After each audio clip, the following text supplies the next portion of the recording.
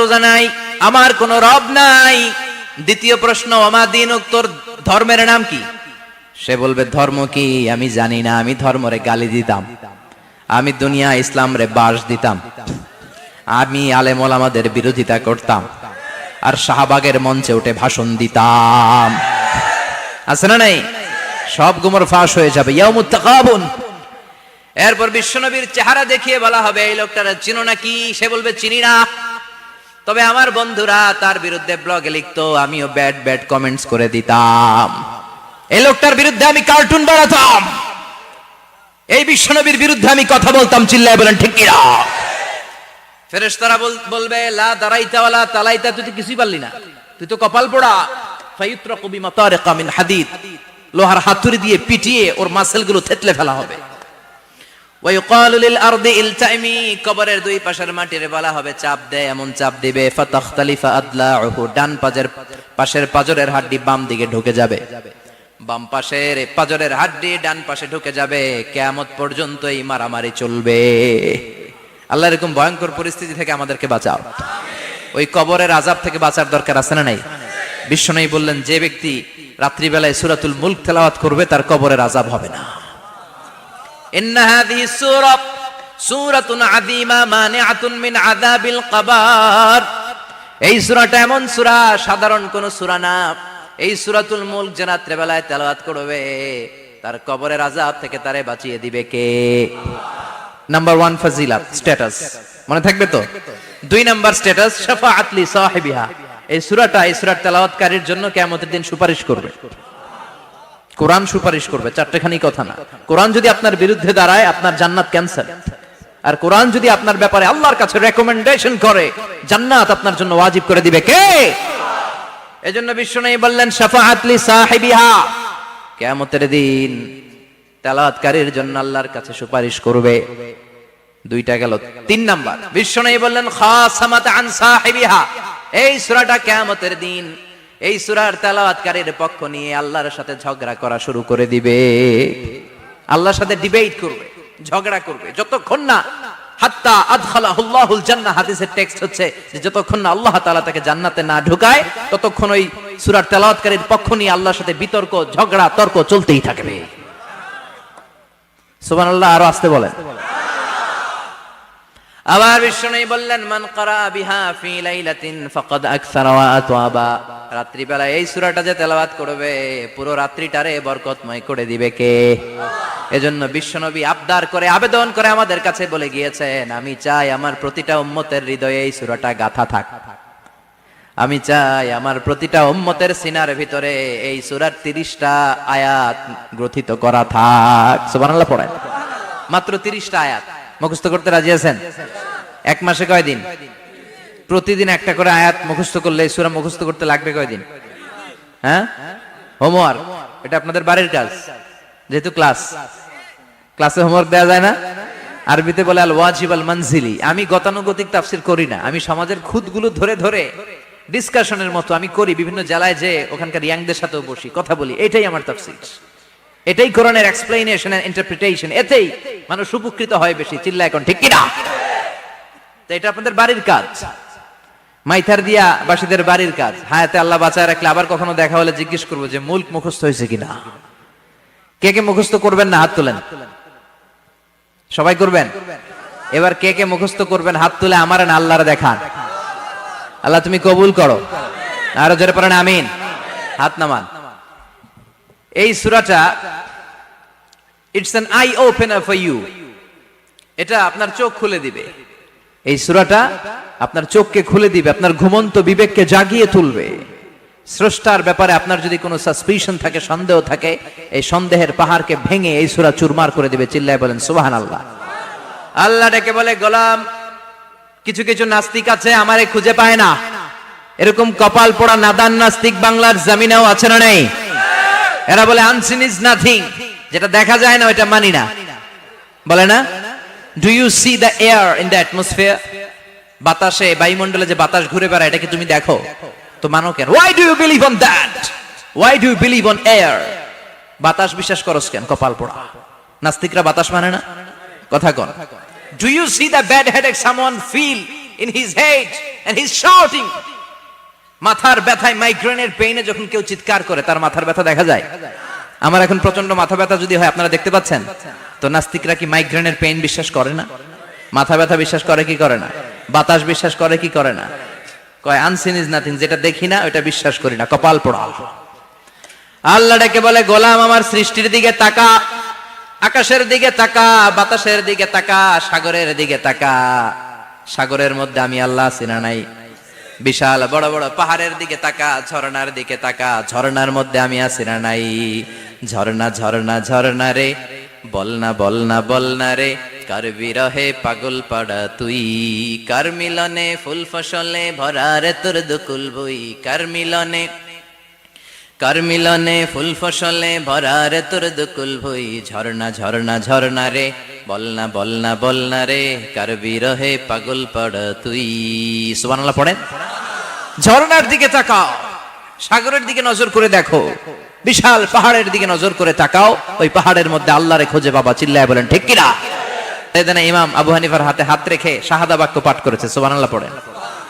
ঝিনুকের ভেতর লুকিয়ে থাকে যেমন মতি, ঝিনুকের ভেতর লুকিয়ে থাকে যেমন মতি, কালমা শাহাদাতে আছে আল্লাহর জ্যোতি, কালমা শাহাদাতে আছে আল্লাহর জ্যোতি। সুবহানাল্লাহ পড়েন। এই জ্যোতি যার হৃদয়ে একবার টাচ করে তার জন্য জান্নাতকে খুলে দেয় কে? এজন্য এই সূরা পড়লে নাস্তিকরা নাস্তিক থাকবে না। নাস্তিকদের জন্য এখানে আল্লাহ মেডিসিন দিয়েছেন, কিছু ডোজ দিয়েছেন। আলহামদুলিল্লাহ পড়েন। এই সূরা থেকে আমরা কিছু সময় কথা শুনবো। শুনতে রাজি আছেন তো? সূরার নাম চিল্লায় বলেন কি নাম? মুলক। মুলক মানে কি? মুলক মানে রাজত্ব, মুলক মানে ক্ষমতা, মুলক মানে পাওয়ার, মুলক মানে কিংডম, মুলক মানে সভরেনিটি। সুবহানাল্লাহ পড়েন। রব্বুল আলামিন বলেন, তাবারাকাল্লাযী বিয়াদিহিল মুলকু ওয়া হুয়া আলা কুল্লি শাইইন কাদির। সুমহান সেই সত্তা যার হাতে ক্ষমতা আর তিনি সব বিষয়ে ক্ষমতাশীল। সুবহানাল্লাহ। তাবারাকাল্লাযী বিয়াদিহিল মুলক, মহামহিম সে সত্তা, সুমহান সে সত্তা, বিয়াদিহিল মুলকু যার হাতে ক্ষমতা। ক্ষমতা কার হাতে? চিৎকার করে বলতে হবে, কার হাতে? নাকি আমাদের হাতে, না সরকারের হাতে, পুলিশের হাতে, র্যাবের হাতে, মাশরাফির হাতে, হিরো আলমের হাতে? ক্ষমতা কার হাতে? ক্ষমতা শুধুমাত্র একজনের হাতে। চিল্লায় বলেন তিনি কে? আল্লাহর হাতে ক্ষমতা, আর তিনি হচ্ছেন সকল ক্ষমতার উৎস, centre of the all powers. সব ক্ষমতার উৎস কে? নাকি জনগণ? আমরা কিন্তু এটাই শিখি, এদেশে আমাদেরকে রাষ্ট্রীয় ভাবে শিখানো হয়, এটা রাষ্ট্রীয় কুফরি। সকল ক্ষমতার উৎস জনগণ নয়, সকল ক্ষমতার উৎস কে? উনি ক্ষমতার উৎস, তিনি ক্ষমতাশীল, মহা ক্ষমতাধর, তার ক্ষমতার সাথে কারো তুলনা হয় না। আমাদের কি ক্ষমতা আছে? কথা বলেন। বল্লা পোকার কামড় খাইছেন? হ্যাঁ, মৌমাছি কামড়াইছে? মৌমাছি কামড়াইলে চিল্লাচিল্লি শুরু করে, তো কি ক্ষমতা আছে আপনার? বল্লা কামড় মেয়েরা দেয় দৌড়, ওটা ধরে যে মার মইটাও পারি না। কুত্তায় কামড়াইলে আমরা কুত্তারে কামড়াইতেও পারি না। কথা বলেন। আমরা নাকি ক্ষমতার মালিক। পিছন থেকে কেউ যদি বলে হুজুর সাপ, মজা করে বলছি, এতই ভয় পাইছি। আসলে যদি ফস করে আসতো সব দৌড়। স্লোগান দেওয়ার বেলায় লিল্লাহে তাকবীর, আল্লাহু আকবার, আমার ভাই তোমার ভাই, কাপায় ফেলামো নামায় ফেলামো। কথা বলেন। আর যদি পেছন থেকে কেউ আওয়াজ করে বলে সাপ, দৌড়। আপনারা কি দৌড় দিবেন? আমরা এদিক দিয়ে দৌড় দিব। কথা কন। চাচা আপন প্রাণ জীবন বাঁচানোর জন্য ভয়ে পাগল। সাপ লাগবে না, বাবা ব্যাং চিনেন? মাইথার দিয়ে নাই বোধহয়। আছে আছে। কি করে? খালি লাফায়। 10টা ভাওয়া ব্যাং যদি ছেড়ে দেওয়া হয়, স্টেজে 2টা আর বাকি 8টা এদিকে, ভাওয়া ব্যাং আর কি লাভ দিবে? এর চেয়ে লাফালাফি শুরু করবো আমরা। কথা বলেন। আর আমরা দাবি করি আমরা ক্ষমতার উৎস। কোনো ক্ষমতা নাই।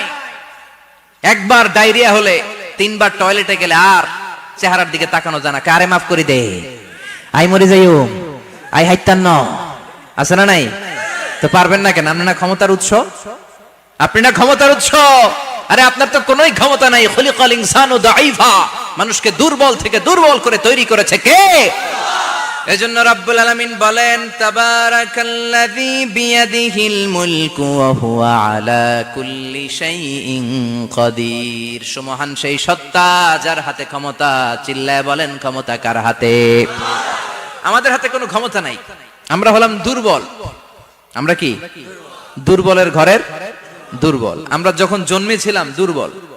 আমার ছোট্ট একটা মেয়ে আছে, আমি অবাক হয়ে থাকি যে আমিও তাইলে ছোটবেলায় এরকম ছিলাম, না খাওয়ালে খেতে পারে না, পেশাব পায়খানা করে, ঘর নষ্ট করে, বমি করে, দাঁড়াতে পারে না, শুইতে পারে না, লালা পড়তে থাকে, ক্লিন করতে হয়, সব সময় তাকে আল্লাহর আদেশে দেহে ঢুকে, আল্লাহর আদেশে বের হয়ে যায়, ঠিক কিনা?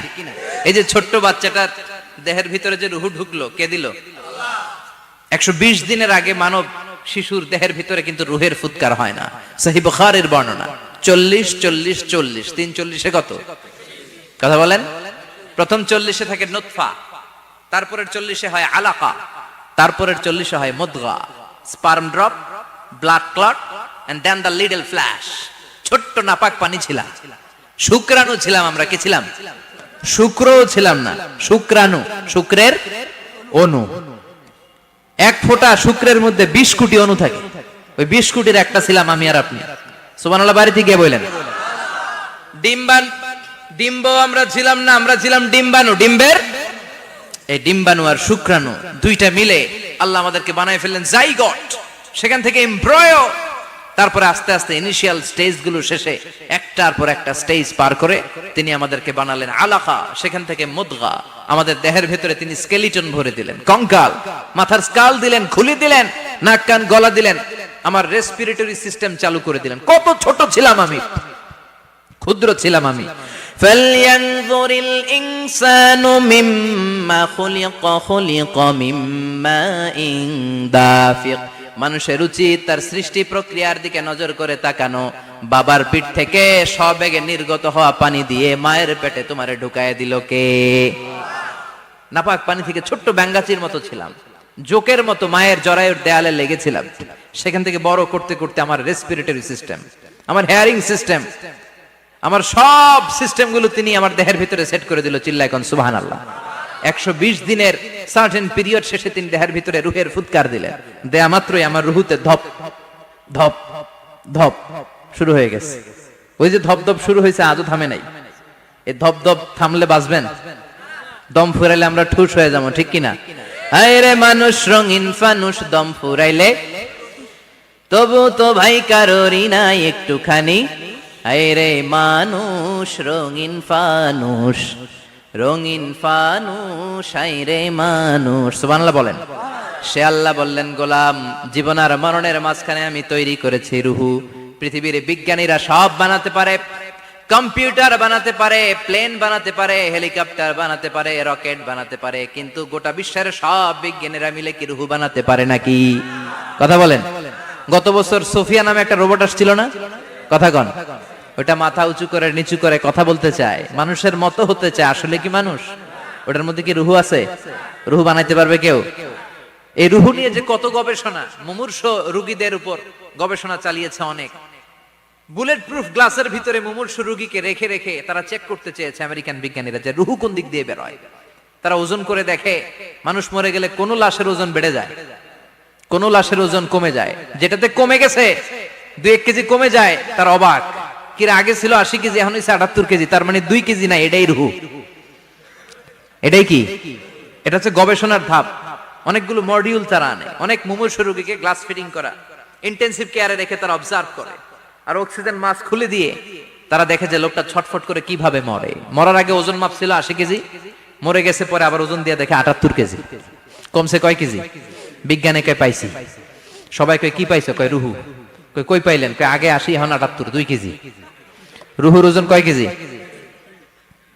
তো বিজ্ঞানীদের সিস্টেম হচ্ছে যে কোনো একটা বিষয়ের উপর গবেষণা চালালে তারা পূর্ণাঙ্গ ডিসিশনে পৌঁছতে পারে না। They couldn't jump to the final conclusion just on one module, based on one module. They cannot do it. তাদের অনেকগুলো মডিউল আনতে হয়। তারা আবার নমুনা আনলো আরেকটা। মুমূর্ষ রোগী, অক্সিজেন চেম্বার লাগানো, মাস্ক লাগানো, এটা খুলে ফেললে মরে যাবে। বুলেট প্রুফ করা গ্লাসের ভিতরে ঢুকিয়ে এটার ওজন মাপ, এটার ওজন 60 কেজি। কয় এবার মাছ খোল, মাছ খুলছে ছটফট ছটফট করে, এটা শেষ, এবার মাপ দেখ, এবার মাইপা দেখা গেছে 63 কেজি। কয় কেজি বাড়ছে? এক একটার এক এক সিস্টেম হইতেছে, কোনোটা কমে, কোনোটা বাড়ে, কোনোটা কিচ্ছু হয় না। সবাই কয় তাইলে আপনি রুহু পাইলেন কই? আগেরটা কম ছিল, মনে করছিলেন 2 কেজি কমছে, ওইটাই রুহু, এখন 3 কেজি বাইরে গেছে, মিলাইবেন কি দিয়া? কথা কন। আল্লাহ ডেকে বলে, গোলাম কিয়ামত পর্যন্ত একটার পর একটা মুমূর্ষু রোগীকে বুলেট প্রুফ গ্লাসের ভেতরে ঢুকাতে পারবি, গবেষণা করতে পারবি, মাগার রুহু খুঁজে পাবি না। চিল্লায় বলেন ঠিক কিনা? কারণ এই রুহুর মালিক কে? সে আল্লাহ বললেন, আল্লাযী খালাকাল মাউতা ওয়াল হায়াতা লিয়াবলুয়াকুম আইয়ুকুম আহসানু আমালা। জীবন আর মৃত্যু বানালাম তোমাদেরকে পরীক্ষা করার জন্য। পরীক্ষা আছে না নাই? গোটা দুনিয়াটাই পরীক্ষা। আল্লাহ যারে পছন্দ করে বেশি তার পরীক্ষাও। আসাদুন নাসি বালাআন আল আম্বিয়া। এই পৃথিবীতে আল্লাহ সবচেয়ে বেশি বালা মুসিবত দিয়ে পরীক্ষা করেছেন নবীদের, কারণ নবীরা আল্লাহর কাছে কম প্রিয় না বেশি প্রিয়? যেহেতু প্রিয় বেশি, পরীক্ষাও। এজন্য মুমিনের উপর যদি পরীক্ষা আসে, মুমিনের উপর যদি অত্যাচার আসে, মুমিনের উপর যদি ধৈর্যের পরীক্ষা আসে, জেল জরিমানা আসে, মুমিন ওইটারে ভয় পায় না। মুমিন ভয় পায় একজনকে। চিল্লায় বলেন তিনি কে? কারণ আল্লাহর ঘোষণা, ওয়ালা তাহিনু ওয়ালা তাহজানু। ঘোষণাটা কার? ভয় নাই, তোদের চিন্তা নাই। আনতুমুল আ'লাউনা ইন কুনতুম মুমিনিন। তোমরাই বিজয়ী হবা যদি মুমিন হও, যদি মুমিন হও। এজন্য ধৈর্যের পরীক্ষা দিতে হবে, আল্লাহর উপর তাওয়াক্কুল করতে হবে, অত্যাচার আর জুলুম আল্লাহর নামে সহ্য করে যেতে হবে। চিল্লায় বলেন ঠিক কিনা? কারণ মুসলিমের সাথে আল্লাহ থাকে। মুসলিমের বদদুয়াকে বিশ্বনবী ভয় করতে বলেছেন, কারণ মুসলিমের বদদুয়ার মাঝে আর আল্লাহর মাঝে পর্দা থাকে। যারা দুনিয়ার বুকে জুলুম করে তাদেরকে ক্ষমতার মসনদ থেকে নামিয়ে দেয় কে? আর যারা মজলুম হয়, যাদের রক্ত দিয়ে জমিন ভেজে, তাদেরকে জমিনের ক্ষমতা দিয়ে দেয় কে? আর যারা রক্ত ঝরায়, ইতিহাস বলে তারা শেষ পর্যন্ত প্রাণ আর জান নিয়ে পালাবার জায়গাটা পায় না। চিল্লায় বলেন ঠিক কিনা? এজন্য মুমিন খুব ভালো করে জানে, রাত্রি যত গভীর হয়, সুবহে সাদিকের সময় কাছে আসতে থাকে। গর্ভবতী নারীর পেটের জ্বালা যন্ত্রণা, ব্যথার পেইন যত বাড়ে, নতুন মেহমান আগমনের সময় কাছে আসতে থাকে। তেমনি ইসলামের পক্ষের শক্তির উপর যদি অত্যাচার, অনাচার, স্টিম রোলার বেড়ে যায়, এটা প্রমাণ করে ইসলামের বিজয়ের সময় কাছে আসতে শুরু করেছে। চিল্লায় বলো ঠিক কিনা? এজন্য রাব্বুল আলামিন ডেকে বলেন, গোলাম লিয়াবলুয়াকুম আইয়ুকুম আহসানু আমালা। কে ভালো আমল করো, কে খারাপ আমল করো, এজন্য আমি জীবন মরণ তৈরি করেছি। চিল্লায় কোন ঠিক কিনা? এরপর আল্লাহ বললেন, ওয়ালাকাদ যায়্যানাস সামাআদ দুনিয়া বিমাসাবিহা ওয়া জাআলনাহা রুজুমান লিশ-শায়াতিন। সুবহানাল্লাহ বলেন। ওয়ালাকাদ যায়্যানাস সামাআদ দুনিয়া। মাইকম্যান কোথায়? সাউন্ডটা বাড়াও। এত দুর্বল কেন তোমার সাউন্ড? মনে হচ্ছে আমি মাইক ছাড়া কথা বলছি। সাউন্ডটাকে স্ট্রং করো। ওয়ালাকাদ যায়্যানাস সামাআদ দুনিয়া। I have beautified the closer sky with candles, with light and stars.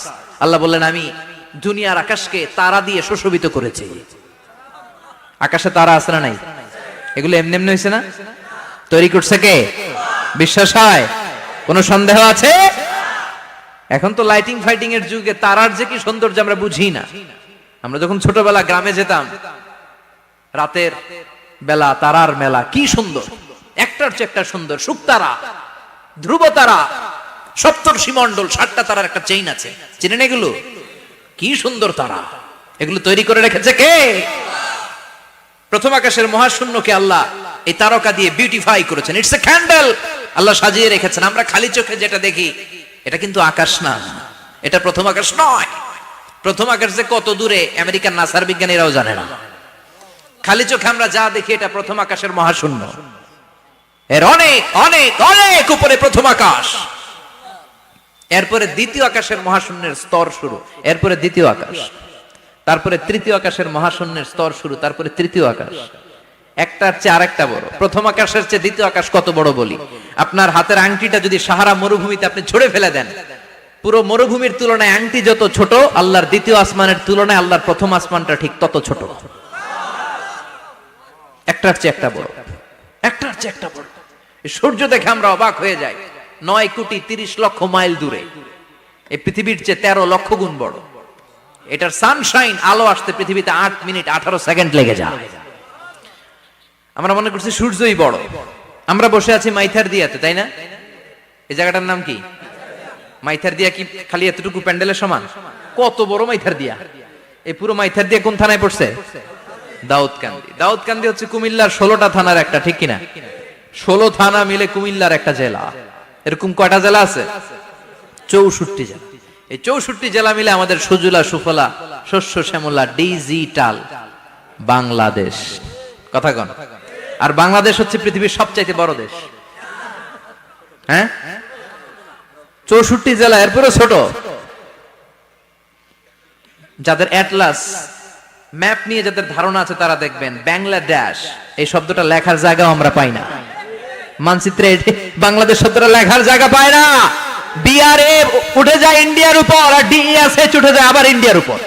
মাঝখানের দুইটা অক্ষর বাংলাদেশের উপরে পড়ে। চিল্লায় বলেন ঠিক কিনা? কত ছোট দেশ। পাশের ইন্ডিয়া 20-25 গুণ বড়। ইউরোপ আমেরিকার অনেক দেশ আছে, আমেরিকায় বাংলাদেশের চেয়ে শতগুণ বড়। কানাডা কয়েকশো গুণ বড়।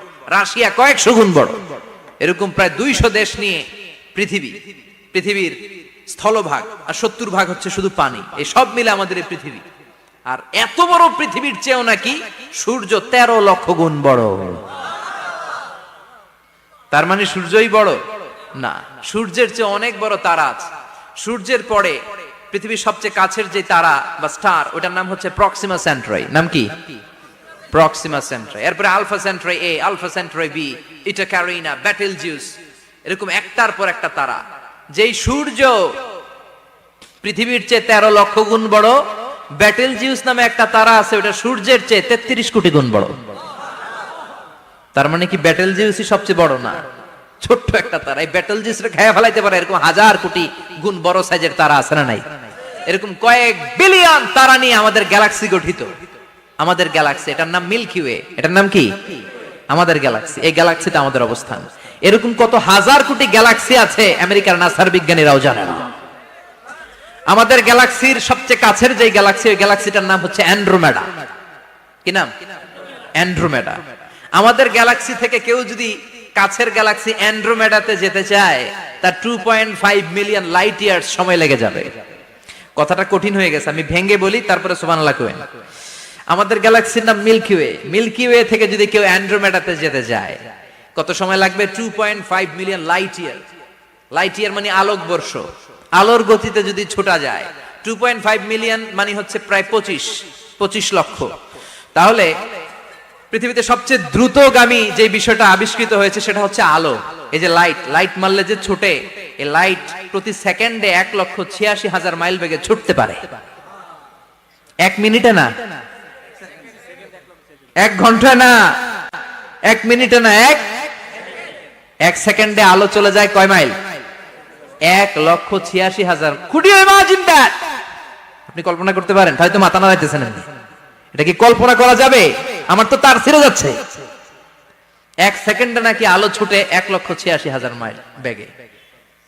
1 সেকেন্ড শব্দ কইতে তো 2 সেকেন্ড লাগে। কথা কোন? এর মধ্যে আলো চলে গেছে 1,86,000 মাইল। তো কোন রকেট যদি আপনি পান, যে রকেট দিয়ে সেকেন্ডে 1,86,000 মাইল বেগে রকেটটা ছুটবে প্রতি সেকেন্ডে, খেয়াল করেন, ঘন্টায় না, মিনিটে না, কিসে? সেকেন্ডে। যে রকেটটা সেকেন্ডে 1,86,000 মাইল বেগে ছুটবে, ওই রকেটটা দিয়ে আমাদের গ্যালাক্সি থেকে আমাদের পাশের গ্যালাক্সি অ্যান্ড্রোমেডাতে পৌঁছতে আপনার 25 লক্ষ বছর লেগে যাবে। সুবহানাল্লাহ বাড়িতে গিয়ে বললেন। এরকম বিশাল বিশাল তারা দিয়ে আমাদের আকাশটারে বিউটিফাই করেছে কে?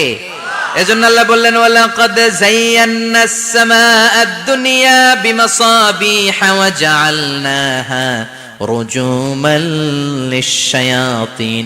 আমি এই দুনিয়ার আকাশটারে সুন্দর সুন্দর তারকারাজি লাইটের মতো সেটিং করে সুশোভিত করেছি। আবার এই তারকা দিয়ে আমি শয়তানদেরকে প্রহারও করেছি। সুবহানাল্লাহ। শয়তানদেরকে আল্লাহ তারা মেরে আঘাত করে। সুবহানাল্লাহ বলেন। এরপরে এই সূরার প্রথম রুকুর শেষে আল্লাহ বললেন, ওয়াসিররু কাওলাকুম আও ইজহারু বিহি ইন্নাহু আলিমুম বিযাতিস সুদূর আলা ইয়ালামু মান খালাকা ওয়া হুয়াল লাতীফুল খাবীর। আল্লাহ বললেন, ওয়াসিররু কাওলাকুম, তোমরা যদি গোপনে কথা বলো, আও ইজহারু বিহি, কিংবা স্পষ্ট করে বলো, সব শুনে কে? আপনি যেমনি বলেন শুনবে কে? বলেনই নাই, শুধু মনে মনে ভাবছেন, শুনবে কে? সুবহানাল্লাহ কইবেন না? সাত আকাশের উপরে, আরশের উপরে তার অবস্থান, সাত জমিনের নিচে কোন গোপনতম প্রকোষ্ঠে কোন ছোট্ট বাক্সের ভেতরে যদি কোনো পিঁপড়া, পিপিলিকা নীরবে হেঁটে যায়, আল্লাহ বলে আমি ওই পিঁপড়ার হেঁটে চলার পায়ের আওয়াজটাও শুনতে পাই। এজন্য কেউ যেটা শোনে না, শোনে কে? এরপর আল্লাহ বললেন হুয়াল্লাযী জাআলা লাকুমুল আরদা যালুলান ফামশু ফি মানাকিবিহা ওয়া কুলু মির রিজকি ওয়া ইলাইহিন নুশুর। সুবহানাল্লাহ বলেন। আল্লাহ ডেকে বললেন গোলাম তোমাদের জন্য জমিনটারে আমি বিছানা বানিয়েছি। আল্লাযী জাআলা লাকুমুল আরদা ফিরাশা, জমিনটারে বিছানা বানিয়েছে কে? এই বিছানার মতো সমতল জমিন দিয়ে তোমরা হেঁটে বেড়াও, চলে বেড়াও, হেলে দুলে পড়ার সুযোগ নাই, ঠিক কিনা? এই যে মাইথার দিয়ার আজকের যে ময়দান, এটা যদি বিছানার মতো সমান না হয়তো বসতে পারতেন? কথা কন। এই ময়দানের প্যান্ডেলের এদিক দিয়ে উঁচা, এদিক দিয়ে গর্ত, এদিক দিয়ে নিচা, এদিক দিয়ে খাড়া, কেমন হইতো? কথা কন। কেউ আমার দেখতো, কেউ দেখতো না, কেউ দাঁড়াইয়া, কেউ বৈশা, আছে না নাই? কিন্তু জমিনটারে সমতল বানালো কে? আপনি যদি বিমান থেকে যদি আপনি দেখেন, বিমানের গ্লাস দিয়ে, জানলা দিয়ে যদি আপনি নিচের দিকে তাকান, আপনি দেখবেন মনে হবে পুরো জমিনটাকে আল্লাহ সবুজ কার্পেট দিয়ে কার্পেটিং করে রেখেছে। এই সৌন্দর্য দিয়েছে কে? আবার রব্বুল আলামিন বলেন জমিনটারে সমান দেখে, কার্পেটিং দেখে মনে করো না তোমরা বেঁচে গিয়েছো। আমার দেয়া বিধান আমার জমিনে যদি কায়েম করতে না পারো, এই কার্পেটিং করা জমিনের ভেতরে আযাব আছে না নাই? এই পুরো জমিনের ভেতরে আছে আগুন আর আগুন। আগ্নেয়গিরির অগ্নুৎপাত জ্বালামুখে বিস্ফোরণ করে দিয়ে গোটা বিশ্বটারে মুহূর্তে মেসাকার করে দিতে পারে কে? এজন্য আল্লাহ ডেকে বললেন গোলাম আমিনতুম মান ফিস সামাই আন ইয়াখসিফা বিকুমুল আরদা ফাইযা হিয়া তামুর। তোমরা কি ভেবেছো নাকি বেঁচে যাবা? আমি চাইলেই পুরো জমিনটারে কাঁপিয়ে দিতে পারি। আন ইয়াখসিফা বিকুমুল আরদ, খাসাফ মানে ল্যান্ডস্লাইড। খাসাফ মানে কি? ল্যান্ডস্লাইড, ভূমিধস, ভূকম্পন, আর্থকোয়েক, আছে না নাই? বাংলাদেশে তো ভূমিকম্প হয় না, না? টের পাইছেন? মাঝে মাঝে মাঝরাতে হয় না? 3টার দিকে নিজেই দৌড় দিব না বাচ্চারা লইয়া দৌড় দিব, লুঙ্গি পইরা দৌড় দিব না লুঙ্গি ছাড়া দৌড়াবো? কথা কম। এই ভূমিকম্প আছে না নাই? আল্লাহ বলে মনে করো না জমিনটা সমতল, কার্পেটিং করে দিয়েছি। এই কার্পেটিং এর ভিতরেও আগুনের দলা আছে না নাই? আবার আল্লাহ বললেন আমিনতুম মান ফিস সামাই আন ইউরসিলা আলাইকুম হাসিবা। নিচে যেমনি কার্পেটিং করা জমিনের ভেতরে অগ্নুৎপাত রেখে দিয়েছি, মাথার উপর থেকে আযাব দেওয়ার সুযোগ আছে না নাই? চাইলে আল্লাহ অগ্নি বৃষ্টি দিতে পারে, আগুন বৃষ্টি দিতে পারে, থান্ডার বজ্রপাত দিতে পারে। আপনারা লূত আলাইহিস সালামের কওমের নাম শুনেছেন? তারা হোমোসেক্সুয়ালিটি, সমকামিতা করত। ফলে আল্লাহ তাআলা বিশাল এক চিৎকার মেরে সাইয়েদনা জিবরাইলের মাধ্যমে পুরো জমিনটারে শেষ করে দিলেন। ফাজআলনা আলিয়াহা সাফিলাহা ওয়া আমতারনা আলাইহিম হিজারাতাম মিন সিজিল। তাদের অপকর্মের কারণে জর্ডানের ওই এলাকাটাকে আল্লাহ বললেন জিব্রাইল এলাকাটারে হাতে তুলে নে, আকাশের উপরে তুলে পুরো এলাকা সহ মানুষ সহ জমিনের মধ্যে গেড়ে দে।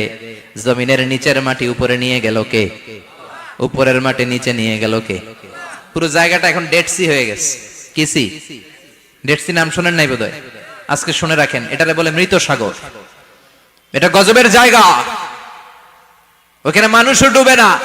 লবণের ডেনসিটি, সল্টের ডেনসিটি এত হাই, এই পানির মধ্যে এত গজব, এর মধ্যে কোনো মাছ জন্মায় না, চিংড়ি জন্মায় না, কাঁকড়া জন্মায় না, ব্যাং হয় না, শ্যাওলা হয় না, কিচ্ছু বাঁচে না। এটা গজবের জায়গা, চিল্লায় বলেন ঠিক কিনা? যে আল্লাহ জর্ডানের এলাকাটারে ধ্বংস করে দিল, ওই আল্লাহ আজও আছে না নাই? এই জন্য নিজ দিয়ে তিনি যেমনি আযাব দিতে পারেন, ভূমিকম্প দিতে পারেন, জলোচ্ছ্বাস দিতে পারেন, উপর থেকে তিনি শিলাবৃষ্টি দিতে পারেন কি পারেন না? মাইথার দিয়ে কখনো শিলাবৃষ্টি হয়েছিল? হ্যাঁ, ফসল ক্ষেত শেষ করে দেয় না? ছাগল টাগল মরে যায়। ছাগল যদি ইয়াতে থাকে ক্ষেতের মধ্যে, বড় শিলা মাথায় পড়লে শেষ, মানুষও শেষ, টিনের চালও শেষ। কথা কন। এরপরে আল্লাহ যদি উল্কা বৃষ্টি পাঠায়, উল্কা যদি পড়ে, কই যাবেন? কোথায় যাবেন আপনি? উল্কা চিনেন? মহাশূন্যে বিশাল পাথরের খণ্ড ঘর্ষণ খেয়ে পৃথিবীর ভেতরে ঢুকে যায়। এই পৃথিবীতে সবচেয়ে বড় উল্কাপিণ্ড পড়েছে সাউথ আফ্রিকাতে। সাউথ আফ্রিকার একটা সিটি আছে হোবা সিটি। এই হোবা শহরে 60 মেট্রিক টন ওজনের একটা উল্কা পড়েছিল, যেখানে পড়েছে পুরো জায়গাটা বিশাল খাদ হয়ে গিয়েছে। এরকম একটা উল্কা যদি এখানে পড়ে আজকে, বাঁচার উপায় আছে? যে বিল্ডিং এ আমরা থাকি, রাত্রে বেলায় ঘুমাই আর ধুম্মা চলে ধুম দেখি রাতে, ওই বিল্ডিং এ যদি একটা পড়ে, কথা কন, ডান্স ক্লাব গুলার উপর যদি পড়ে, পতিতালয় যেগুলা আছে ওগুলা যদি পড়ে, যেই হোটেলগুলোর মধ্যে আকাম কুকাম হয় ওইটার উপর যদি পড়ে, নাকি আল্লাহর এখন দেয়ার ক্ষমতা নাই? কথা কন। তার মানে বেঁচে গেছো, পার পেয়ে গেছো মনে করো না, নিজ দিয়েও আযাব আছে, উপর দিয়েও আযাব আছে। চিল্লায় বলেন ঠিক কিনা? এজন্য ভয় পেতে হবে একজন সত্তাকে, তিনি কে? সব ক্ষমতার মালিক কে? এরপর আল্লাহ বললেন আওয়ালাম ইয়ারাউ ইলা আত-তায়রি ফাওকাহুম সাফাতিন ওয়া ইয়াকবিদনা মা ইউমসিকুহুন্না ইল্লা রাহমান ইন্নাহু বিকুল্লি শাইইন বাসীর। সুবহানাল্লাহ বলেন। আল্লাহ বলেন তোরা নাস্তিক হস কেমন করে? মানুষ নাস্তিক হয় কেমন করে? মানুষ কি মুক্ত বিহঙ্গের দিকে নজর করে তাকায় না? আকাশে মুক্ত বিহঙ্গ নাই? বিহঙ্গ বুঝছেন তো? পাখি। পাখির কথা কোরআনে বলল কে? সুবহানাল্লাহ কইবেন না? ওয়া আরসালা আলাইহিম তায়রান আবাবিল, আবার কাবা ভাঙতে এলে পাঠাওয়া বাবিল। দাও খোদা দাও আমায় আবার উমর দরজ দিল, দাও খোদা দাও আমায় আবার উমর দরজ দিল। সুবহানাল্লাহ পড়েন। এই যে আল্লাহ বললেন ওয়া আরসালা আলাইহিম, তারপর তায়রান আবাবিল, তায়ের মানে পাখি, তায়ের মানে কি? আবার জান্নাতে যারা যাবে তাদেরকে পাখির ভুনা গোশত খাওয়াবে কে? জান্নাতে যাওয়ার সাথে সাথে প্রথমে আল্লাহ আপনাদেরকে মেহমানদারি করবে মাছের কলিজা দিয়ে। খাইবেন? মাছের কলিজার কথা শুনে জিহ্বায় পানি আসছে না কেন? আউয়ালু তুআমিন ইয়াকুলুহু আহলুল জান্নাতি ফাজিয়াদাতু কাবিদিল হুদ। প্রথমে মাছের কলিজা, এরপরে পাখির ভুনা গোশত। তার মানে পাখির কথা কোরআনে আছে না নাই? আবার সাইয়েদনা সুলাইমান আলাইহিস সালামের একটা পাখি ছিল, এটার নাম কি ছিল? হুদহুদ পাখি। মাথার উপর দিয়ে চলতো, আর ওইটার চোখে জুমিং পাওয়ার আল্লাহ এত বেশি দিয়েছিল, এটা জমিনে নজর করলে বুঝতে পারতো কয় হাজার ফিট নিচে পানি আছে, পানিটা মিষ্টি না লবণাক্ত না কেমন, দেখে দেখে মুহূর্তের মধ্যে সাইয়েদনা সুলাইমানের কাছে সব তথ্য সরবরাহ করে দিত। কোন সুবহানাল্লাহ। এজন্য আল্লাহ বললেন নাস্তিকগুলো কি পাখির দিকে তাকায় না? এই পাখির দিকে তাকালে পাখির রব আল্লাহরে খুঁজে পাওয়া যায়। পাখির দিকে তাকালে, মুক্ত বিহঙ্গের দিকে তাকালে কেমন করে পাখিগুলো উড়ে যায়। এই পাখিগুলো আকাশে ধরে রাখে কে? মা ইউমসিকুহুন্না ইল্লার রহমান। ওই রহমান ছাড়া কেউ পাখিগুলোর শূন্যে ধরে রাখতে পারে না। কত শত আয়াতে যে আল্লাহ পাখির কথা বলেছেন হিসাব নাই। কত ধরনের পাখি যে আল্লাহ বানিয়েছেন কোনো হিসাব নাই। আপনারা ঘরে জিওগ্রাফিক্যাল চ্যানেলগুলো দেখেন? হ্যাঁ না জি বাংলা দেখেন? স্টার জলসা, কিরণমালা, কি দেখেন? জিওগ্রাফিক্যাল চ্যানেল দেখবেন। ওখানে দেখবেন একটা পাখি আল্লাহ তৈরি করেছে, পৃথিবীর সবচেয়ে ছোট পাখি, নাম হলো হামিং বার্ড। কি নাম? The smallest bird ever in the world. সবচেয়ে ছোট। এটা প্রাপ্তবয়স্কে 3 থেকে 5 ইঞ্চি লম্বা হয়। এটার পূর্ণ যৌবন এটা লম্বা কতদূর? 3 থেকে 5 ইঞ্চি। এটা প্রতি সেকেন্ডে ডানা ঝাপটাতে পারে 80 বার। কয়বার? আমাদের ডানা আছে না 2টা? আপনি আপনার ডানা 1 সেকেন্ডে কয়বার ঝাপটাতে পারবেন? হ্যাঁ, আমি ঝাপটাইলাম, কয়টা হয়েছে 1 সেকেন্ডে? হ্যাঁ, 3টা 4টা ঝাপটা দিতেই আমার সেকেন্ড শেষ। কিন্তু এই পাখিটা প্রতি সেকেন্ডে তার 2 পাখা ঝাপটায় কয়বার? পৃথিবীর সব পাখি সামনে ওড়ে, তো এই পাখি সামনে যেমনি ওড়ে, এট দ্য সেম টাইম এই পাখি পিছনের দিকে উঠতে পারে। সুবহানাল্লাহ। বাড়িতে যায় বললেন। ইউরোপের আল্পস পর্বতমালায় গুগল করবেন যে আজকে গুগলে লিখবেন যে আলপিন সুইফট একটা পাখি আছে। এই পাখিটা একবার যখন শূন্যে উড়াল দেয়, উড়ন্ত অবস্থায় এটা আকাশে 6 মাস থাকতে পারে। আকাশের মেঘের আপ থেকে পানি খায়, শূন্যে ভেসে বেড়ানো পোকামাকড় ধরে খেয়ে বেঁচে থাকে। 6 মাস পর একবার জমিনে ল্যান্ড করে, নামে কয়েকদিন থেকে আবার উড়াল মারে, আবার উড়াল মারলে আবার 6 মাস। আলপিন সুইফট। আরেকটা পাখি আছে, অদ্ভুত পাখি, নাম হোমা বার্ড। এই হোমা বার্ড উড়ন্ত অবস্থায় ডিম পেড়ে দেয়, আর ওই ডিমটা জমিনে পড়ার আগেই মাঝখানে ডিম ফেটে বাচ্চা বেরোয়, বাচ্চা উঠতে শুরু করে দেয়। এই পাখিগুলোর কথা কোরআনে আছে না নাই? এজন্য আল্লাহ বললেন আওয়ালাম ইয়ারাউ ইলা তায়রি ফাওকাহুম সাফাতিন ওয়া ইয়াকবিদনা মা ইউমসিকুহুন্না ইল্লার রাহমান ইন্নাহু বিকুল্লি শাইইন বাসীর। আল্লাহ বললেন নাস্তিকগুলো কি পাখির দিকে নজর করে তাকায় না? পাখির দিকে নজর করে যদি তাকায় তখন পাখির রব আল্লাহরে খুঁজে পাবে। চিল্লায় বলেন ঠিক কিনা? পাখিকে আরবিতে বললে তয়ের। সবাই বলেন পাখির আরবি কি? বিমানের আরবিও তয়ের। পাখি আরবি যা, বিমান আরবিও এই পাখি নিয়ে গবেষণা করে বিমান বানাইছে। সুবহানাল্লাহ কইবেন না? আমরা বানাই নাই, আমরা তো খোঁচাখুচিতে ব্যস্ত, আমরা আছি ফতুয়া নিয়ে ব্যস্ত। তুই 20 কারণে কাফের, তোর চাচা 90 কারণে কাফের, তোর চাচা মরলে যেই জায়গায় কবর দেয়া হবে ওই কবরের মাটির উপরে যে ঘাস উঠবে, ওই ঘাস যে গরু খাবে, ওই গরুর দুধ যে খাবে ও কাফের। আছে না নাই? খালি কাফের ফতুয়া দেয় ব্যস্ত। আমরা ফতুয়া নিয়ে রইলাম আর ওরা সব আবিষ্কার করে ফেললো। উইলবার রাইট আর অরভিল রাইট, এই দুই ভাই 1903 সালে এই বিমান আবিষ্কার করেছে এই আয়াতের উপর গবেষণা করে। আওয়ালাম ইয়ারা ইলাত তাইর, ওরা কি পাখি নিয়ে ভাবে না? আমাদের তো ভাবার সময় নেই, আমরা আছি মদ নিয়ে আর নারী নিয়ে আর জুয়াবাজি নিয়ে। চিল্লায় বলেন ঠিক কিনা? এমন অনেক মন্ত্রীদের হোটেল আছে যেখানে পতিতালয়ের আড্ডাখানা। চিল্লায় বলো ঠিক কিনা? মুসলমান রাজ মদ আর নারী নিয়ে ব্যস্ত, আর ইহুদি খ্রিস্টানরা আমাদের সব ঐতিহ্যকে ধারণ করেছে। উইলবার রাইট অরভিল রাইট গবেষণা শুরু করে দিল। পাহাড়ে শুয়ে শুয়ে দুই ভাই খালি পাখির ছবি আঁকে, কেমনে পাখিগুলো ডানা ঝাপটা মেরে ওঠে, কেমনে নামে। গবেষণা করতে করতে করতে প্লেন বানায় ফেললো 1903 সালে। আজ থেকে 100 বছর আগের স্টোরি শোনাচ্ছি আপনাদের। তখনকার বিমান এখনকার বিমানের মতো ছিল না। আপনি দেখবেন যে শুরুতে বিমান কেমন ছিল। শুরুতে ভাঙ্গাচুরা দুইটা পাখা নিয়ে একটু উড়ে আবার ধপাস করে পড়ে, কিন্তু আশা হারায় নাই, আবার উড়ে ধপাস করে পড়ে। আমেরিকাতে সুবিধা করতে পারেনি। ফ্রান্সের এক কিং তাদেরকে ডোনেট করেছে বিপুল অঙ্কের টাকা দিয়ে। তারা প্রথম ফ্রান্সের একটা শহর থেকে আরেকটা শহরে পৃথিবীর প্রথম প্যাসেঞ্জার প্লেন নিরাপদে ল্যান্ড করেছে। মানুষের উড়ার স্বপ্ন সফল হতে শুরু করলো। এখন বিভিন্ন ধরনের বিমান একটার পর একটা শুরু হয়েছে। এই পৃথিবীর সবচাইতে দ্রুতগামী যে বিমানটা আগে ছিল নাম ছিল কনকর্ড, যাত্রীবাহী বিমান। এটার পরে এখন একটা বাইরে হচ্ছে বোম সুপারসনিক। কি নাম? Bomb supersonic. এত স্পিডে চলে, এই মাত্র দেখলেন এদিকে, এরপর দেখবেন নাই ওইদিকে। সুবহানাল্লাহ পড়ে। কি বিশাল বিশাল ডবল ডেকার গুলো নিয়ে শূন্যে উড়াল দেয়। A3 এয়ার বোয়িং A380 বর্তমান পৃথিবীতে সবচেয়ে বড় প্যাসেঞ্জার বিমান। কার্গো বিমান তো এগুলোর 7-8 ডবল বড় হয়। I am talking about the passenger plane A380। 525 জন যাত্রী নিয়ে এটা শূন্যে উড়াল দেয়। 525 জন যাত্রী, কেবিন ক্রু, পাইলট, বিমানের ওজন, খাবার দাবারের ওজন, ফুয়েলের ওজন, 525 জনের লাগেজ টাগেজের ওজন, এই সব নিয়ে শূন্যে উড়াল দেয়। সুবহানাল্লাহ কইবেন না? এই বিমান আবিষ্কারের আগ পর্যন্ত গোটা বিশ্বব্যাপী সব দেশে দেশে ছিল সেনাবাহিনী আর নৌবাহিনী। বিমান আবিষ্কার হওয়ার সাথে সাথেই শুরু হয়ে গেল বিমান বাহিনী, এয়ার ফোর্স, মিলিটারি। এখন বোম সুপারসনিক বানায়, এখন ড্রোন হামলা করে, এখন মিসাইল হামলা করে, এখন স্যাটেলাইট পাঠায়। আমরাও পাঠাইছি। কি নাম? Bangabandhu satellite. We launching the Bangabandhu satellite channel last year.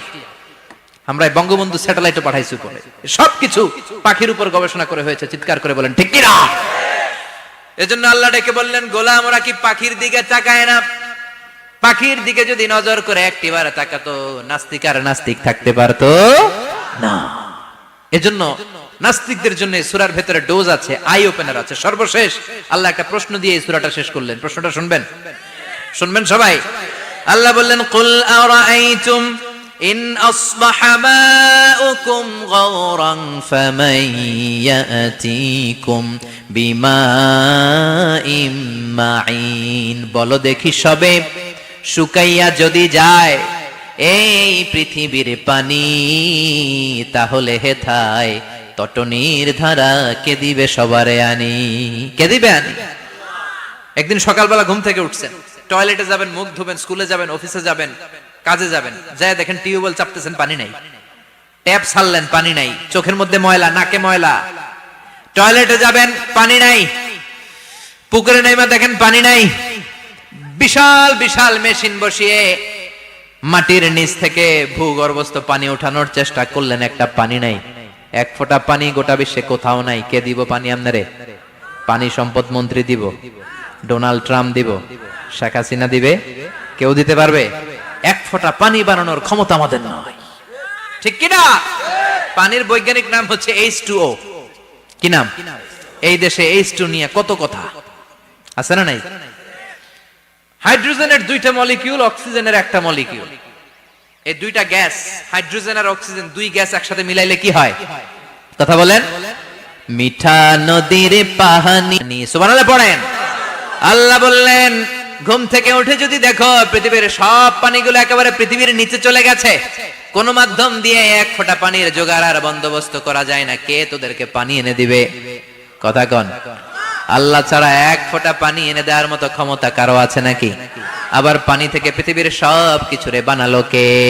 ওয়াজআলনা মিনাল মাই কুল্লা শাইইন হাই আফালা ইউমিনুন।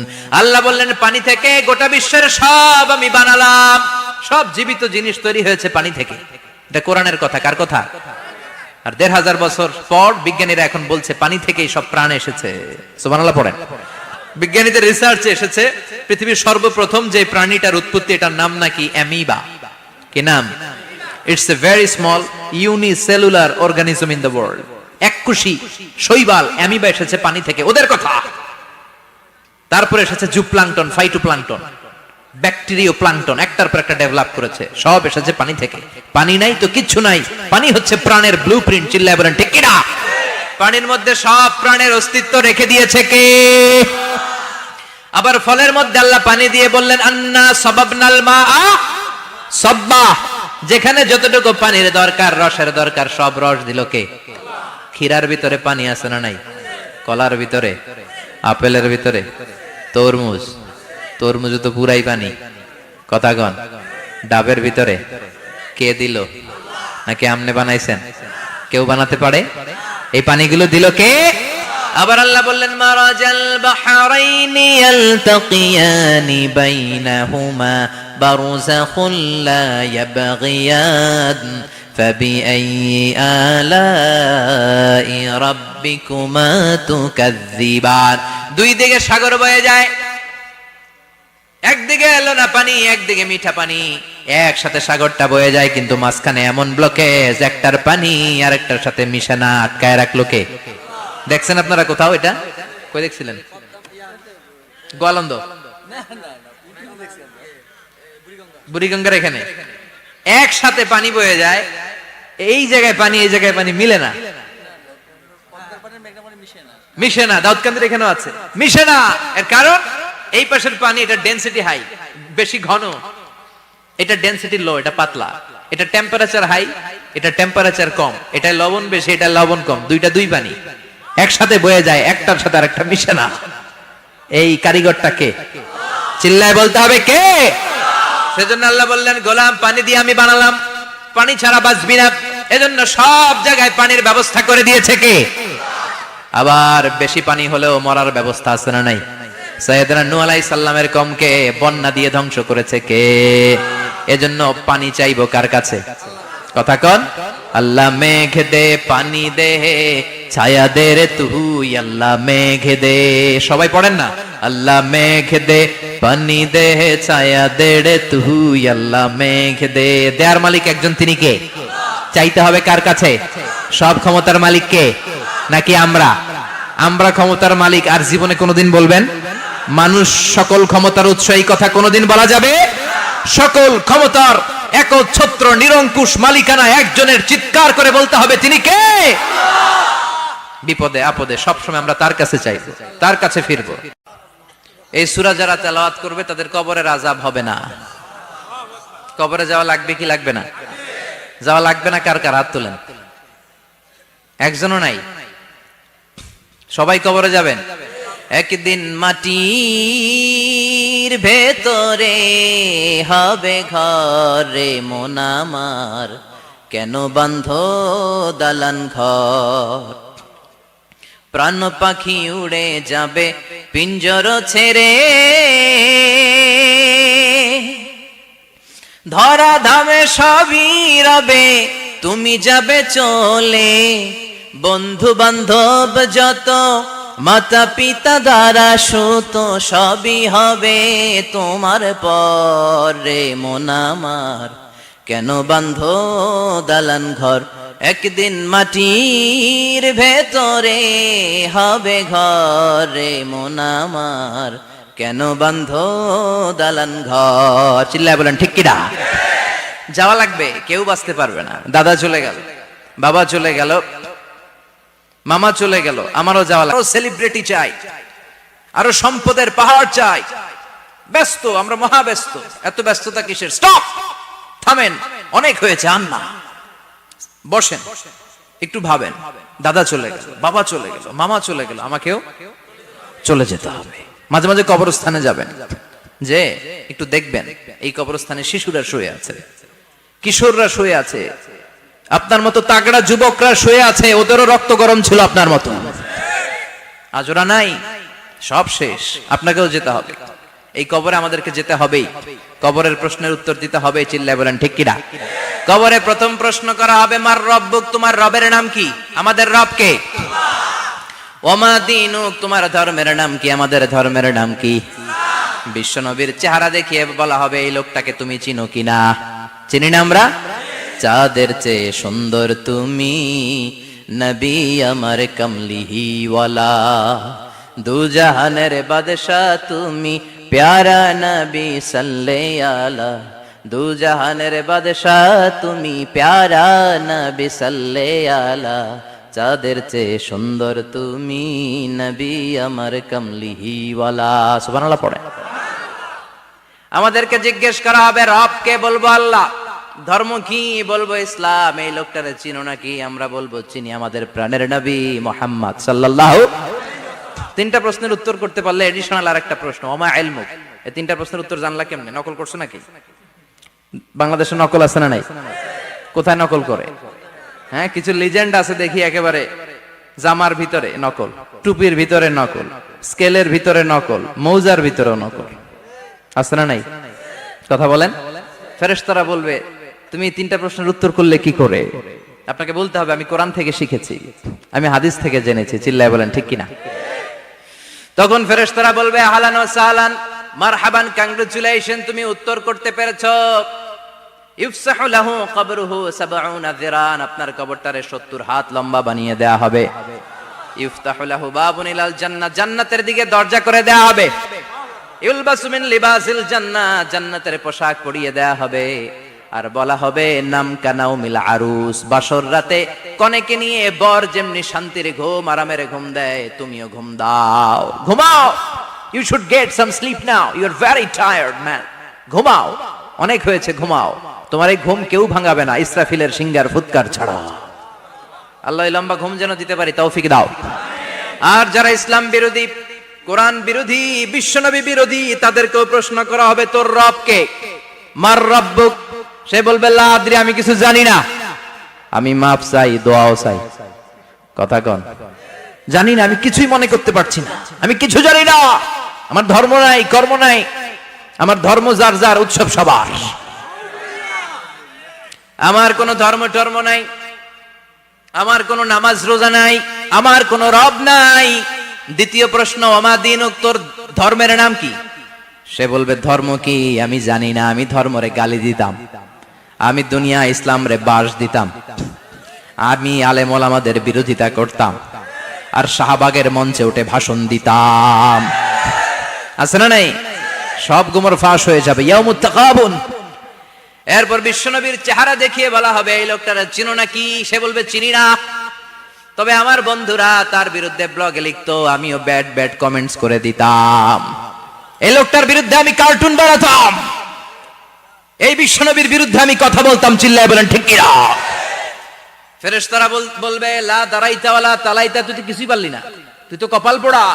ফায়ুত্রাকু বিমাতারিকা মিন হাদিদ, লোহার হাতুড়ি দিয়ে পিটিয়ে ওর মাসেলগুলো থেতলে ফেলা হবে। ওয়া ইউকালু লিল আরদি ইলতাইমি, কবরের দুই পাশের মাটিরে বলা হবে, চাপ দে, এমন চাপ দিবে, ফাতাখতালিফা আদলাউহু, ডান পাশের পাজরের হাড্ডি বাম দিকে ঢুকে যাবে, বাম পাশের পাজরের হাড্ডি ডান পাশে ঢুকে যাবে, কিয়ামত পর্যন্ত এই মারামারি চলবে। আল্লাহ এরকম ভয়ঙ্কর পরিস্থিতি থেকে আমাদেরকে বাঁচাও। ওই কবরের আযাব থেকে বাঁচার দরকার আছে না নাই? বিশ্বনবী বললেন, যে ব্যক্তি রাত্রিবেলায় সূরাতুল মুলক তেলাওয়াত করবে, তার কবরের আযাব হবে না। ইন্না হাযিহি সূরাতুন আযীমা মানিআতুন মিন আযাবিল কবর, এই সূরাটা এমন সূরা, সাধারণ কোন সূরা না। এই সূরাতুল মুলক যে রাত্রিবেলায় তেলাওয়াত করবে, তার কবরের আযাব থেকে তারে বাঁচিয়ে দিবে কে? নাম্বার 1 ফজিলাত, স্ট্যাটাস, মনে থাকবে তো? 2 নাম্বার স্ট্যাটাস, শাফাআত লি সাহিবিহা, এই সূরাটা, এই সূরার তেলাওয়াতকারীর জন্য কিয়ামতের দিন সুপারিশ করবে। কোরআন সুপারিশ করবে, চারটেখানি কথা না। কোরআন যদি আপনার বিরুদ্ধে দাঁড়ায়, আপনার জান্নাত ক্যান্সেল। আর কোরআন যদি আপনার ব্যাপারে আল্লাহর কাছে রেকমেন্ডেশন করে, জান্নাত আপনার জন্য ওয়াজিব করে দিবে কে? এজন্য বিশ্বনবী বললেন শাফাআত লি সাহিবিহা, কিয়ামতের দিন তেলাওয়াতকারীর জন্য আল্লাহর কাছে সুপারিশ করবে। দুইটা গেল। 3 নাম্বার, বিশ্বনবী বললেন খাসামাত আন সাহিবিহা, এই সূরাটা কিয়ামতের দিন এই সূরার তেলাওয়াতকারীর পক্ষ নিয়ে আল্লাহর সাথে ঝগড়া করা শুরু করে দিবে। আল্লাহর সাথে ডিবেট করবে, ঝগড়া করবে, যতক্ষণ না হাত্তা আদখালাহুল্লাহুল জান্নাহ। হাদিসের টেক্সট হচ্ছে যে যতক্ষণ না আল্লাহ তাআলা তাকে জান্নাতে না ঢুকায় ততক্ষণ ওই সূরার তেলাওয়াতকারীর পক্ষ নিয়ে আল্লাহর সাথে বিতর্ক, ঝগড়া, তর্ক চলতেই থাকবে। সুবহানাল্লাহ। আরো আস্তে বলেন। আবার বিশ্বনবী বললেন মান ক্বারা বিহা ফি লাইলাতিন ফাকাদ আকসারা ওয়া আতওয়াবা, রাত্রি বেলা এই সূরাটা যে তেলাওয়াত করবে পুরো রাত্রিটারে বরকতময় করে দিবে কে? এজন্য বিশ্বনবী আবদার করে, আবেদন করে আমাদের কাছে বলে গিয়েছেন, আমি চাই আমার প্রতিটা উম্মতের হৃদয়ে এই সূরাটা গাঁথা থাক। আমি চাই আমার প্রতিটা উম্মতের সিনার ভিতরে এই সূরার 30টা আয়াত গ্রথিত করা থাক। সুবহানাল্লাহ পড়েন। মাত্র 30টা আয়াত মুখস্থ করতে রাজি আছেন? এক মাসে কয়দিন? প্রতিদিন একটা করে আয়াত মুখস্থ করলে এই সূরা মুখস্থ করতে লাগবে কয়দিন? হ্যাঁ, হোমওয়ার্ক।